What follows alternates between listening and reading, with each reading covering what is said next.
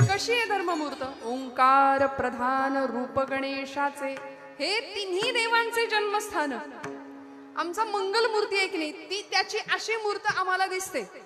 सिंहासनावर बसलेला आहे, आसन मांडी घालून बसलेला आहे, 4 हातांचा 4 भुजांचा गणेश आम्हाला दिसतो. अथर्व शीर्षामध्ये त्याचं वर्णन केलंय. मी ज्या ज्या स्तोत्रांचा उल्लेख करते ना, ती स्तोत्र आमच्या लेकरांना पाठ पाहिजेत. अथर्व शीर्ष बाप्पांचं स्तोत्र आहे. वर्णन केलं, एकदंतम चतुर्हस्तम पाशमम कुशधारिणम. हातामध्ये शस्त्र धारण केली आहे, 4 हातांचा तो गणपती बाप्पा आहे. पाश आणि अंकुश नावाचं शस्त्र त्यांनी धारण केलंय. रदंच वरदम हस्तैर्बिभ्राणम मूषकध्वजम रक्तम लंबोदरम शूर्पकर्णकम रक्त गंधानुलिप्तांगम रक्तवासै सुपूजितम. लाल रंग त्याला खूप आवडतो म्हणून जास्वंदीचं फूल आपण गणपती बाप्पाला वाहावं, त्याच्या आवडीचं फूल आहे. आता चांदीची जास्वंदी जाते त्याच्या समोर, त्याला नाही दिलं चांदीचं तरी चालतं, पण खरं जास्वंदीचं फूल त्याला खूप आवडतं. मग या गणपतीचं वर्णन आम्ही प्रत्येक कार्याच्या आरंभाला करतो. विद्यारंभे, पूर्वीचा काळ. मी पूर्वी का म्हणते, कारण आता गम भन कुणी शिकतच नाही. आता नाही शिकत ना. ग गणपती गेलं, ग ग गणपतीचा नाही. आता काय असतं? हा, ग गवताचा असतो. आणि आयुष्याचं गवत झालं, मग काय करायचं त्याचं? ग गणपती गेला ना निघून. पूर्वीचा काळ असा होता की मोठी माणसं लहान मुलांना पाठीवर शिकवायची. आता प्रत्येक कार्ट्याच्या हातात मोबाईल आहे, ते डबड आहे. बरं, लहान मुलांनाच दोष कशाला द्या, मोठी माणसं सुद्धा तेच करतायत. महिला वर्ग आहे की नाही, सगळे आपण त्याला ऍडिक्ट आहोत. पण पूर्वीचा काळ होता, लहान लेकरं छान पाठीवरती ओम गंग गणपतये नमः, ओंकार, अकार उकार आणि मकार अशा 3 मात्रा आहेत. निर्गुणाचंच ते स्थान आहे.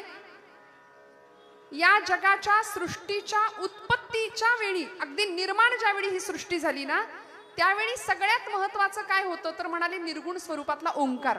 हे भारतीय तत्वज्ञान किंवा हिंदू धर्म आम्हाला सांगतो त्यावेळी आम्हाला पटत नाही. आम्हाला पाश्चात्यांनी सांगावं त्यावेळी आम्हाला पटतं. कारण पाश्चिमात्यांकडे बिग बँग नावाची एक थिअरी आहे. त्या थिअरीमध्ये असं म्हणतात की या सृष्टीच्या मुळाच्या स्थानी सृष्टीचं निर्माण होत असताना असा कुठेतरी मोठा आवाज झाला, म्हणाले खूप मोठा नाद झाला. आणि तो नाद असा होता,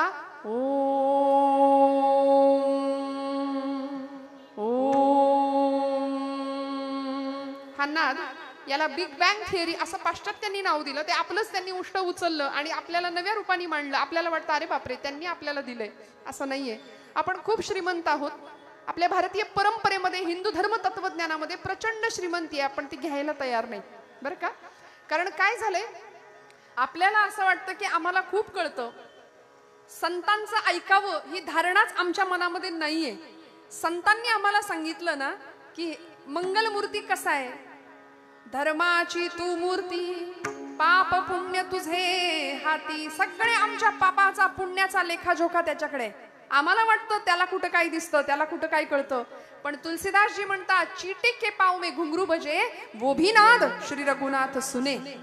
इतकं त्याचं आमच्याकडे लक्ष आहे. आम्हाला वाटतं त्याला कुठं काय कळतंय, वाटेल तसं वागूया, धर्माने वागायचंच नाही. धर्म धर्म या शब्द अलीकडे धर्म हा शब्द उच्चारला की लोकांची डोकी भडकतात. संवेदनशील वातावरण निर्माण होतं. मी जाणीवपूर्वक बोलते. धर्म या शब्दाचा अर्थ आहे काय करायचं आणि काय करायचं नाही. डूज आणि डोंट्स आमच्या शास्त्रांनी आम्हाला सांगून दिलेत.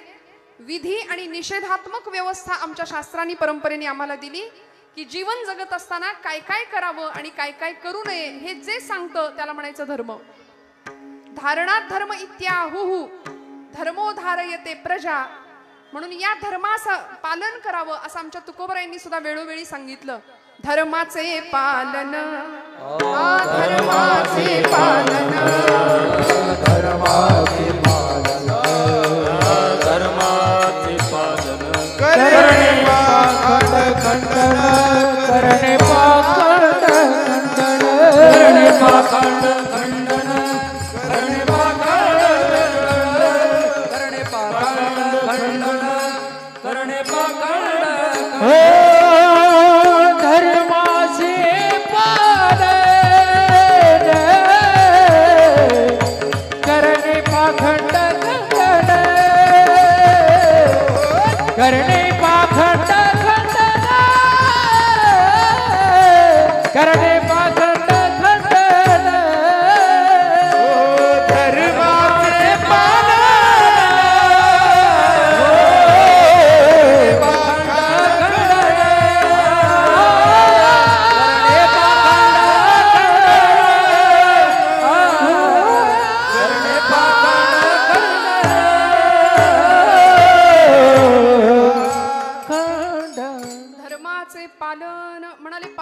पाहिजे. विंचू देव्हाऱ्याशी आला देवपूजा नावडे त्याला, तेथे पैजाराचे काम अधमाशी तो अधम. धर्मपालन करायला शिकवलं, कारण आमचा भगवंत धर्माची मूर्त आहे. आम्ही आमचा धर्म जर पालन करायचा असेल तर सगळ्यात पहिली गोष्ट आमच्या कपाळाला गंध पाहिजे. आहे का? असतो का? शाळेमध्ये सांगतात लावू नका, टिकली लावून देऊ नका. हा, टिकली लावून यायचं नाही. काय करू, माझे विषयच ते आहेत. विठ्ठल विठ्ठल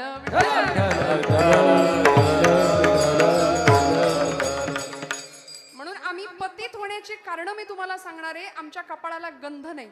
गणपती बाप्पा आलाय, परवा एका मुलाला सांगितलं, अरे देवाजवळ चाललाय, छान धोतरनेस, मस्त कपाळाला टोपी, डोक्याला टोपी घालून मस्त देवापुढे उभा राहा. ते म्हणतंय बरमुड्यावर करतो आरती. काय बिघडतंय? बिघडत देवाचं काही नाही, बिघडणारे तुझं.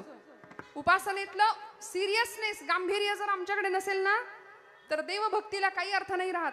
आमचा आचार विचार उच्चार सगळं जर संपन्न तिकडे जायचं असेल, आम्ही खऱ्या अर्थी या देशाचे सुजाण नागरिक म्हणून व्हायचं असेल ना, तर आमच्या देवदेवतांची अत्यंत गांभीर्याने आम्ही सेवा उपासना केली पाहिजे. आणि संतांनी आम्हाला हेच सांगितलं श्रोते हो. या धर्मपालनासाठी या हिंदवी स्वराज्य संस्थापक छत्रपती शिवप्रभूंनी सबंध जीवन खर्ची घातलं आणि या जगदंबेची करुणा भाकली होती. तिला सांगितलं होतं की तू मला शक्ती दे, म्हणून तुळजापूरची तुळजा भवानी छत्रपती शिवप्रभूंना स्वतःची भवानी देते, तलवार देते आणि त्या तलवारीला अधिष्ठान देते आणि मग विनाशायच दुष्कृताम धर्मसंस्थापनार्थाय संभवामी युगे युगे. हा अवतार एका अर्थी छत्रपतींच्या शिवशंभूंचाच अवतार छत्रपतींच्या रूपाने पुन्हा एकदा होतो. आणि आई जगदंबेला साकडं घालतात. आई गिरी नंदिनी नंदित मेदिनी विश्व विनोदिनी नंदनुते गिरिवर विंध्य शिरोधिनी वासिनी विष्णु विलासिनी जिष्णुनुते भगवती हेशिति कंठ कुटुंबिनी भूरि कुटुंबिनी भूरि कृते जय जय हे महिषासुर मर्दिनी रम्यक परदिनी शैलसुते सुरवर वर्षिणी दुर्धर धर्षिणी दुर्मुख मर्षिणी हर्षरते त्रिभुवन पोषिणी शंकर तोषिणी किलमिष मोषिणी घोषरते धनुजनी रोषिणी नीतिसुत रोषिणी दुर्मत शोषिणी सिंधु सुते जय जय हे महिषासुर मर्दिनी रम्यक परदिनी शैलसुते जय जय हे महिषासुर मर्दिनी रम्यक परदिनी शैलसुते. जगदंबा माता की 35% बरं का, काठावर पास. काही जेवण नाही झालं का? खणखणीत आवाज येऊ द्या. बोला जय श्रीराम, जय श्रीराम. आवाज आला पाहिजे, आवाज घुमलाच पाहिजे. छत्रपतींनी धर्माचं अधिष्ठान समोर ठेवलं, जगदंबेकडे करुणा भाकली. त्याचा परिणाम असा झाला, आई जगदंबेची पूर्ण कृपा झाली, स्वराज्य आकाराला आलं. मंगलमूर्तीचं अधिष्ठान समोर ठेवलं, धर्मभावना हृदयातली जागृत ठेवली. म्हणून तर पुण्यामध्ये, आपण पुण्याची माणसं आहे, आपल्याला काय कमी आहे, पुणे तिथे काय उणे. म्हणून तर आमच्या ज्ञानोबा माऊली सुद्धा म्हणलेत, पुण्याची गणना कोण करी. तुम्ही जागे आहेत ना? पुण्याची नाही, हरिमुखे म्हणा, हरिमुखे म्हणा, पुण्याची गणना कोण करी. अहो नुसतं मुखाने हरी म्हणा, तुमच्या पुण्याची गणना करता येणार नाही असं ज्ञानोबा म्हणले. पुण्याची भिण्याची काही नाही. पण पुणे तिथे काय उणे, पुणे विद्येचं माहेर घर आहे, आपण सगळे पुणेकर आहात.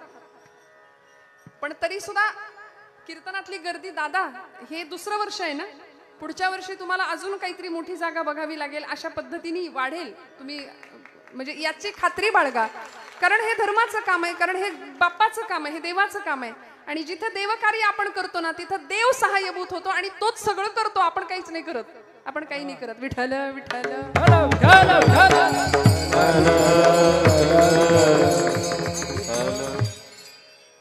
मंगलमूर्तींचं अधिष्ठान सापडलं. स्वराज्य आकाराला येत असताना जिजाऊ माऊलींनी आपल्या 5 वर्षाच्या बाळाकडून पुण्याची भूमी नांगरून घेतली. सोन्याचा फाळ लावलेल्या नांगरानी भूमी नांगरत असताना एक तांदळा सापडला गणपतीच्या आकाराचा.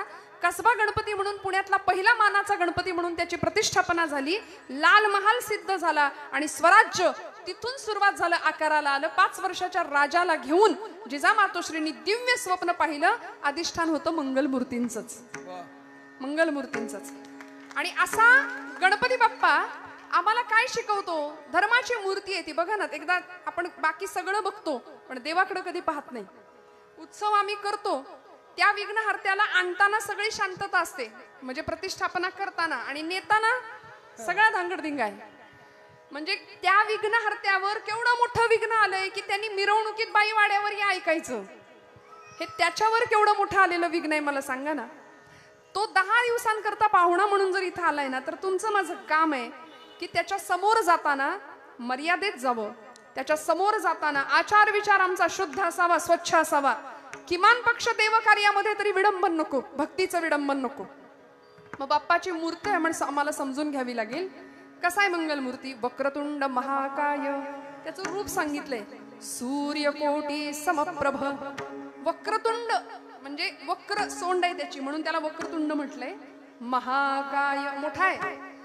कोट्यावधी सूर्यांचं तेज त्याच्यामध्ये सामावलेलं आहे. सूर्यकोटी समप्रभ निर्विघ्नं कुरु मे देव सर्व कार्येषु सर्वदा. प्रत्येक कार्याच्या आरंभाला आपण त्याचं वंदन करतो. त्या मूर्तीकडे थोडंसं बघावं आणि त्याचं ध्यान करावं. ते ध्यान करत असताना काय गणपती, आता तो गणपती फार फॅन्सी झालाय नाही का. म्हणजे सिंहासनावर बसतो, कधी ट्रॅक्टरवर बसतो, कधी अजून काही वेगळ्या आवेशात आपल्याला दिसतो. पण शास्त्रांनी सांगितलेली गणपतीची मूर्ती, सगुणाची पूजा ही कशी असावी? तो स्थिर आसन मांडी घालून बसलेला बाप्पा आहे. आणि खूप लक्ष देऊ नये का, त्याचंच आसन स्थिर राहतं ज्याची बुद्धी स्थिर आहे. गणपती बाप्पा स्थिर बुद्धीचं लक्षण आहे.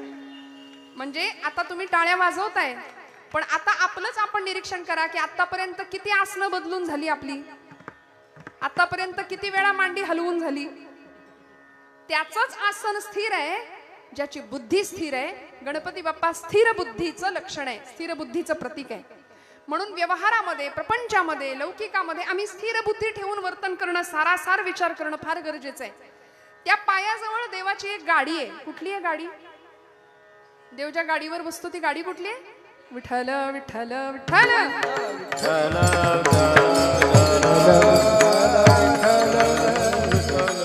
देवाची ही गाडी अशी आहे की सगळ्या घरात जाऊन फिरून येते, आहे की नाही?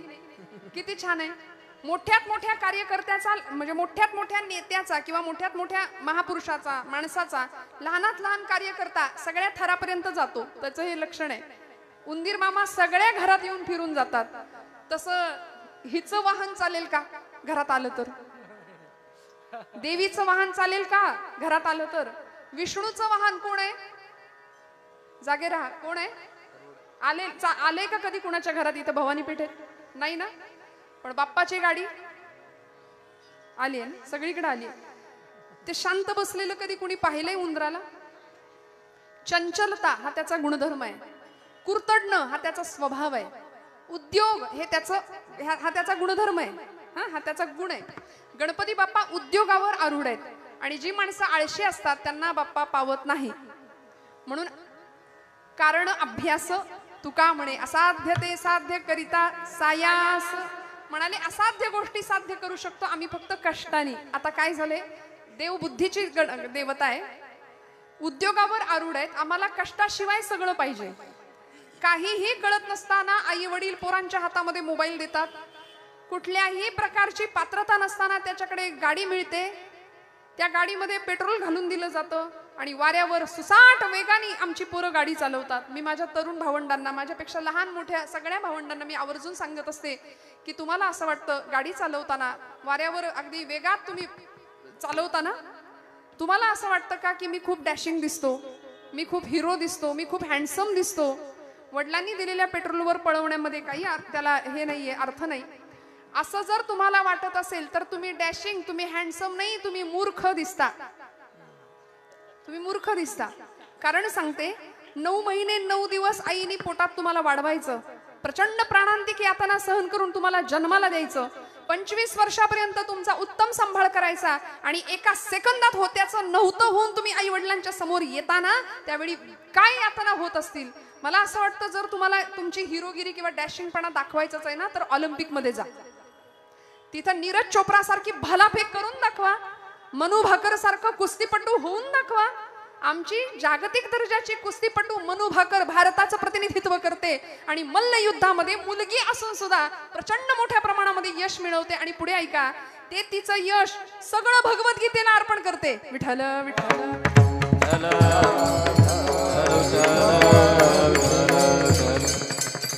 मोठी बातमी हेडिंग आहे पेपरचं. मला मिळालेले सगळे मेडल किंवा मला मिळालेलं सगळं यश हे भगवद्गीतेमुळे मिळालं. आपण सगळी मंडळी किती भगवद्गीतेचं पठण करतो? आपला धर्मग्रंथ आहे तो. प्रत्येकाच्या घरामध्ये भगवद्गीता असावी, प्रत्येकाच्या हातामध्ये भगवद्गीता आणि भगवद्गीतेचा श्लोक असावा. मला क्षमा करा, मी हात जोडून आपल्याला प्रार्थना करते. भगवंतांनी अर्जुनाला नाही, अर्जुनाच्या निमित्ताने तुम्हाला मला सगळ्या भरकटलेल्या समाजाला उत्तम ज्ञानाचं संजीवन दिलंय भगवद्गीतेच्या माध्यमातून. एक तरी श्लोक, ज्ञानोबांची एक तरी ओवी. आपण महाराष्ट्रात राहतो ना, कुणाला म्हणायचं मराठी? आपले पुण्याचे आचार्य अत्रे नावाचे साहित्यिक इथं होऊन गेले, प्रल्हाद केशव अत्रे. अत्र्यांनी फार सुंदर मराठी माणसाची व्याख्या सांगितली. मराठी कुणाला म्हणायचं? कुणाला म्हणायचं मराठी? सांगू सांगू का? जागेत ना सगळे? मराठी कुणाला म्हणायचं? म्हणाले ज्याची ज्ञानोबांची एक तरी ओवी पाठ आहे त्याला म्हणायचं मराठी. पहिली ओळ. ज्याला तुकोबांचा एक तरी अभंग पाठ आहे त्याला म्हणायचं मराठी. 2. आणि तिसरी गोष्ट, ज्यांनी माझ्या छत्रपती शिवप्रभूंचा एक तरी गड पायाखालनं घालून आणलाय त्याला म्हणायचं मराठी. विठ्ठल विठ्ठल.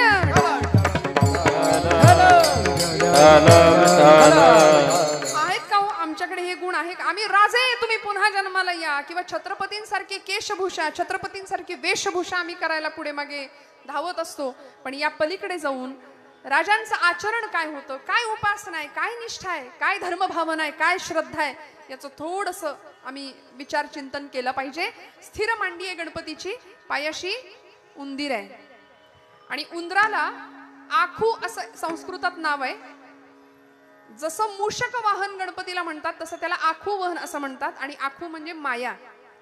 गणपती बाप्पा आम्हाला सांगतायत संसारामध्ये मायेला डोक्यावर नाही घ्यायचं, माया पायाशीच राहिली पाहिजे, नाहीतर ती तुम्हाला बुडवेल या भवचक्रात. मोठं पोट आहे बाप्पाचं. कशामुळे झालं हो? कशामुळे पोट मोठं आहे देवाचं? मोदक खाऊन नाही ना, मोदक खाऊन नाही मोठं झालं पोट. गणपतीचं पोट मोठं आहे, त्याला लंबोदर असं म्हणतात, कारण अनंत ब्रह्मांडे उदरी हे त्याचं उत्तर आहे. अखंड ब्रह्मांडाचं उदर, सगळी ब्रह्मांड त्याच्या उदरामध्ये आहेत. एवढंच नाही, तुमची माझी पाप तो पोटात घालतो म्हणून त्याचं पोट मोठं आहे. आणि ती पाप बाहेर येऊ नये म्हणून नागपाशाने ते पोट बांधलंय. लक्ष द्या, लक्षपूर्वक मूर्तीकडे पहा. गणपतीचं पोट नागाच्या पाशाने बांधलंय देवानी. का बांधलं? म्हणून आपण आरती म्हणतो. आरतीतले शब्द सुद्धा आम्हाला नीट पाठ नसतात. कार्यकर्त्यांची सुद्धा आरती नीट पाठ नसते.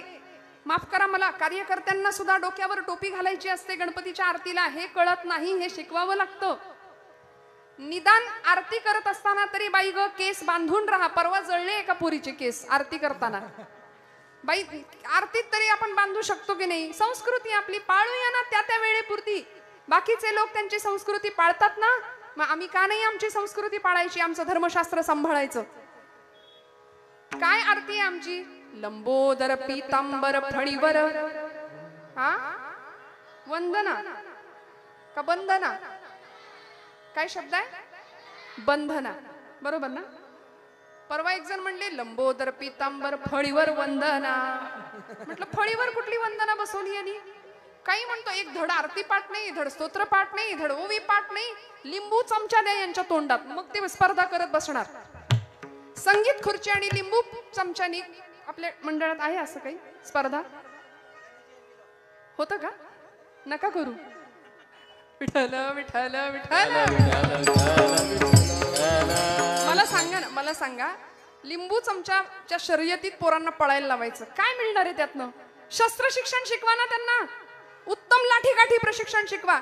स्तोत्रांच्या स्पर्धा घ्या, अथर्व शीर्षाचं पठण घ्या, देवी सप्तशतीचा पाठ करून घ्या, रामरक्षा पाठ करायला लावा, हरिपाठाची तयारी करून घ्या. पोर आमची नाचतात बघा कशी हरिपाठात पावली. इथल्या मुलांना त्याचे शिक्षण द्या. लिंबू चमच्यानी काय मिळणार आहे? संगीत खुर्ची खेळून काय मिळणार आहे आजच्या पोरांना? इतकं संकट दारात आलंय, मी स्पष्ट नाही बोलत, इतकं भयानक संकट दारात आहे. आपण नाही सावध झालो ना तर उद्या गळ्यावरनं तलवारी फिरतील आपल्याला कळायचं नाही. सावध होऊया, धर्म सांभाळूया आणि आपले स्तोत्र, आपला देश, आपला धर्म या सगळ्याचं संरक्षण करूया, जतन करूया. विठ्ठल विठ्ठल विठ्ठल. पुढे जाऊन गणपतीचं पोट मोठं आहे, त्याच्यावर नागपाशाचं बंधन आहे. 4 हातांचा गणपती बाप्पा आहे. एकदंतम चतुर्हस्तम. त्या 4 हातामध्ये मागच्या 2 हातामध्ये काय धरलंय? पाश आणि अंकुश.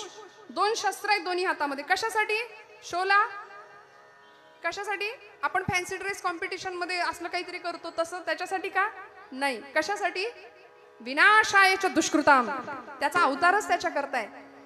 गणपती बाप्पांनी दुष्टांचा नाश करा. त्यांनी तारकासुराला मारले, त्यांनी सिंदुरासुराला मारले, अनेक राक्षसांना त्यांनी मारलं. दुष्टांचा नाश व्हावा म्हणून हातात शस्त्र घेतलंय. आमचे सगळे देव शस्त्रधारी आहेत. बघा तुम्ही, प्रत्येक अवतारामध्ये हातात शस्त्र आहे. प्रत्येक देवाच्या हातात शस्त्र आहे. आणि मग हातात शस्त्र असणं हे पाप किंवा पुण्य नाही ठरत, ते घेण्याच्या हेतूवर ते ठरतं. पाप आहे की पुण्य आहे. सावरकर म्हणायचे, शस्त्र पाप ना स्वयेची शस्त्र पुण्य ना स्वये, इष्टता अनिष्टता त्यास हेतूनेच ये. रामाच्या हातामध्ये शस्त्र होतं, रावणाच्याही हातात शस्त्र होतं, पण आपण पूजा कुणाची केली? रामांच्या कोदंडाची पूजा केली. तानपुरा बंद झाला. रामांच्या कोदंडाची पूजा केली आपण. विठ्ठल विठ्ठल विठ्ठल.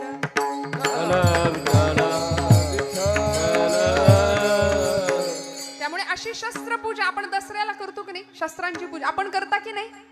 ते तेवढ्या पुरतं नसतं. इथल्या भूमीने पराक्रम पाहिलाय. इथल्या भूमीने अनेक वीरांनी, अनेक महापुरुषांनी इथं रक्त सांडलंय आणि त्या प्राणांची आहुती दिली. त्याचा गौरव किंवा त्याचं स्मरण म्हणून आपण दसऱ्याला शस्त्रांची पूजा करतो. महिषासुर मर्दिनीने 9 दिवस 9 रात्र महिषासुराचा निपात केला. तिला कुठेही वेळ नव्हता रंगाच्या साड्या नेसायला, तिला कुठेही वेळ नव्हता नटायला थटायला आणि गरबा खेळायला. आम्ही नवरात्र असंच साजरं करतो. आता तो मेसेज काही दिवसात फिरेल बघा. अमुक दिवशी अमुक रंग, 9 दिवसाचे 9 रंग. आणि मग आम्ही आमच्या घरी जे काही डोकं खाऊ सगळ्यांचं की मला या रंगाची साडी पाहिजे म्हणजे पाहिजे त्या दिवशी नेसायला. मला माफ करा, कुठल्याही शास्त्रात कुठल्याही धर्मपुराणात असं लिहिलेलं नाहीये की देवीनी या दिवशी अमुक रंगाची साडी नेसली होती. मला लिहिलं असेल तर मला आणून दाखवा, माझ्याही अभ्यासात भर पडेल. कुठेच लिहिलेलं नाही, असं कुठेही लिहिलेलं नाही. नको तो अट्टहास खरंच करू नका, खरंच करू नका. त्याऐवजी देवी सप्तशती, देवी भागवत, आमच्या मुलींना स्वसंरक्षणाचे धडे देऊया. आत्मिक बळ कसं वाढेल, शारीरिक बळ कसं वाढेल, मानसिक बळ कसं वाढेल याचं शिक्षण देऊया. अनेक गोष्टी येतो करण्यासारख्या आणि ते न करता आम्ही नको त्या गोष्टीच्या आहारी जातो ना, परिणामी आमचं नुकसान करून घेतो आणि या कर्मबंधनात सापडतो. तुकोबराय म्हणतात, मला या कर्मबंधनात न सोडव. माझा सोडवी दातारा, माझा सोडवी दातारा, माझा सोड